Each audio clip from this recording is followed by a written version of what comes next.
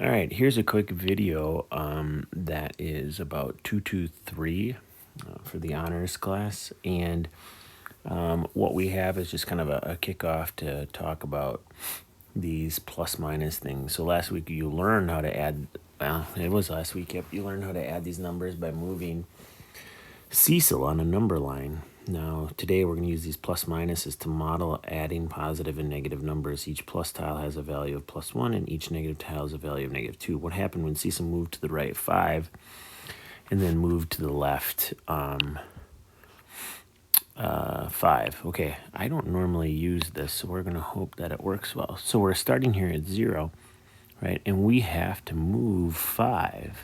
So there's my first movement. And then we're going back that -5, right, to the left 5. So what happens, of course, you can already tell, that'll be at 0. So what does this drawing below mean? Well, if you notice, the colors do coincide. I have a +5 and a -5, or 5 negatives, right?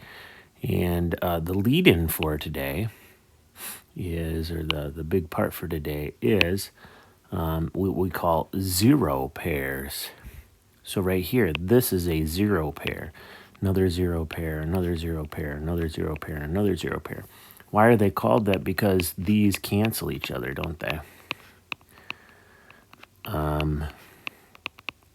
And that, when they each cancel each other, then that's a value of 0, right? So we have nothing left over. So when we look at this here, right, what do we have going on? We have a 0 pair and a 0 pair, but what do we have left over? We do have a +2.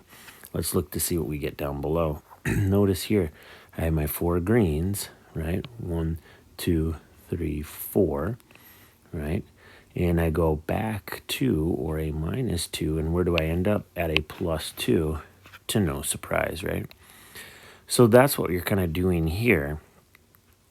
What happens with, just going to choose a more neutral color, I think, or one that isn't really tied to either one of these, I guess.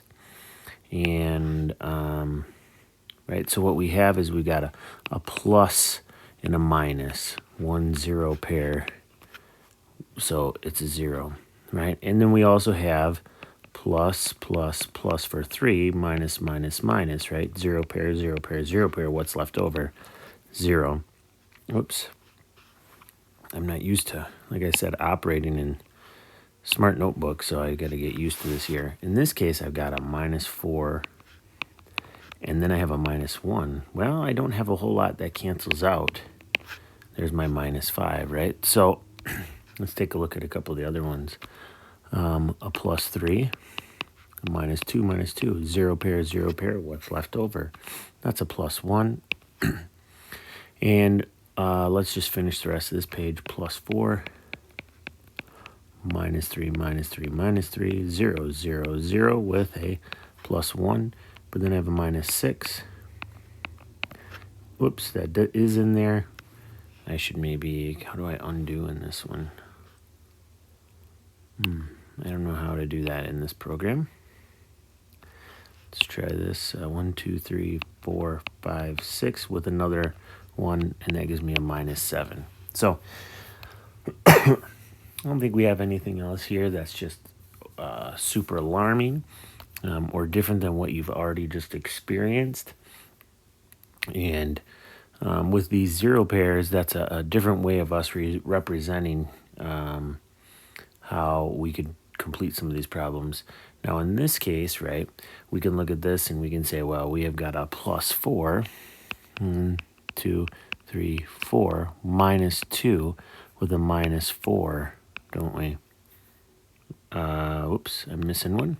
There we go. How many 0 pairs do we have?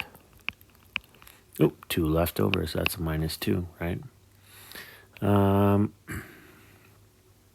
Here we start getting into larger values, and those larger values are, obviously we could draw them all out, and but we start to kind of see that rhythm and that pattern that would go with these, okay? So that was just a quick video. I would complete the Desmos activity if you haven't already. I shared that with that link within the assignment if you click on it.